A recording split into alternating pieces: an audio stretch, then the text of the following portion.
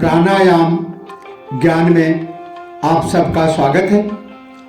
आज का विषय है अष्टांग योग के अंतर्गत प्राणायाम के स्वरूप विवेचन। पातंजल योग सूत्र 50 साधन पाद योग दर्शन। महर्षि पतंजलि कहते हैं, बाह्याभ्यंतर स्तंभ वृत्ति देश काल संख्याभिः परिदृष्टो दीर्घ सूक्ष्म। अर्थात बाह्य, आभ्यंतर और स्तंभ वृत्ति वाला प्राणायाम देश, काल और संख्या से देखा गया लंबा और हल्का होता है। इस सूत्र में 3 प्रकार के प्राणायामों का स्वरूप विवेचन किया गया है। प्राणायाम अपने आप में पूर्ण विज्ञान है।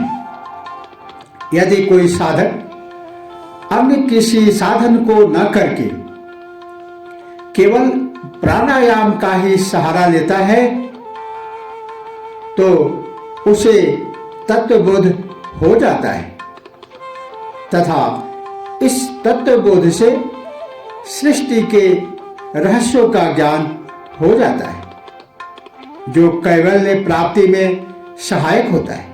यहाँ संक्षेप में इसका वर्णन किया गया है कि श्वास प्रश्वास को रोकने की क्रिया का नाम प्राणायाम है, बल्कि जब वह स्वाभाविक रूप से अपने आप रुक जाता है तो उसी को प्राणायाम कहते हैं। इसलिए प्राणायाम क्रिया नहीं, उपलब्धि का नाम है। किंतु जो क्रिया जिस क्रिया द्वारा अथवा अभ्यास द्वारा इसकी उपलब्धि चाहते हैं वे इसका 3 प्रकार से अभ्यास कर सकते हैं। वे गिनती द्वारा उसमें लगे समय को निरंतर देखते रहते हैं कि पूरक, कुंभक तथा रेचक में स्वाभाविक रूप से कितनी गिनती का समय लगता है। फिर धीरे धीरे 7-7 दिन बाद वे कुंभक की संख्या को बढ़ाते हैं, अर्थात अधिक समय तक रोकने का अभ्यास करते हैं। लंबे समय तक साधना किए जाने पर अपने आप कुंभक हो जाता है, यानी श्वास रुक जाती है। यह अभ्यास सिद्ध प्राणायाम है।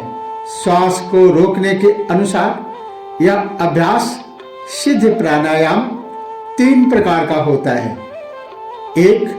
बाह्य वृत्ति, श्वास को शरीर से बाहर निकालकर रोकना, इसे बाह्य कुंभक कहते हैं। बाहर जितने समय उसे सुखपूर्वक रोका जा सके, ज्यादा ताकत, ज्यादा शक्ति, ज्यादा हठयोग नहीं करना है। सुखपूर्वक रोका जा सके, रोककर उसकी परीक्षा करना कि वह कितने समय तक ठहरा है तथा कहाँ ठहरा है। संख्या द्वारा इसके समय का अनुमान करना कि कितनी गिनती गिनने तक ठहरा रहा। फिर धीरे धीरे इसे बढ़ाने का अभ्यास करना, जिससे यह लंबे समय तक रुकने वाला हो जाता है। कितने ही योगी गायत्री मंत्र के अभ्यास द्वारा भी इसकी साधना करते हैं।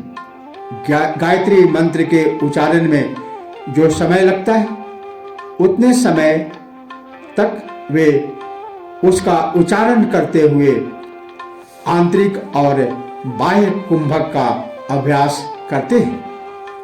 दूसरा है आभ्यंतर वृत्ति, श्वास को पूरक करके अर्थात भीतर खींचकर उसे स्वाभाविक रूप से रोके रखना, यानी स्वाभाविक रूप से कितना रुकता है उसके समय को गिनती द्वारा देखना अथवा गायत्री मंत्र द्वारा उसका अभ्यास करना, फिर धीरे धीरे इस अवधि को लंबा करने के लिए गिनती को बढ़ाते जाना।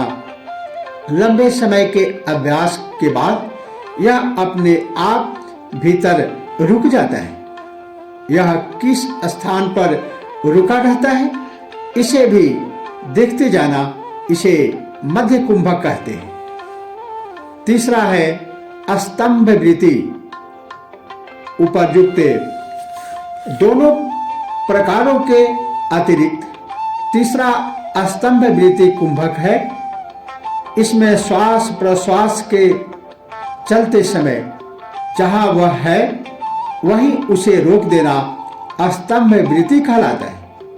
इसमें भी सुख पूर्वक जितना रुक सके रोकना तथा गिनती अथवा समय से उसकी अवधि का ध्यान रखना एवं धीरे धीरे उसकी अवधि को बढ़ाना तथा किस स्थान पर यह रुका है इसका ध्यान रखना, इसे केवल कुंभक की उपाधि दी गई है।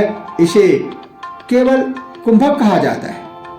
इन तीनों प्रकार के रेचक, कुंभक और पूरक की गति प्रत्येक व्यक्ति में आरंभ में देश, काल एवं संख्या की दृष्टि से भिन्न भिन्न होती है।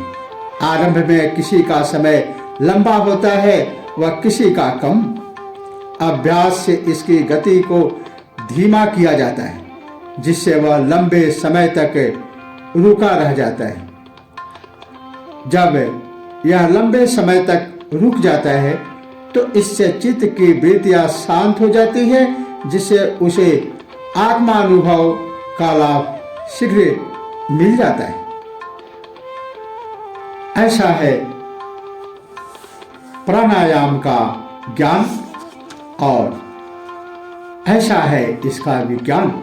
इसी के साथ ओम नमः शिवाय। जय श्री कृष्ण।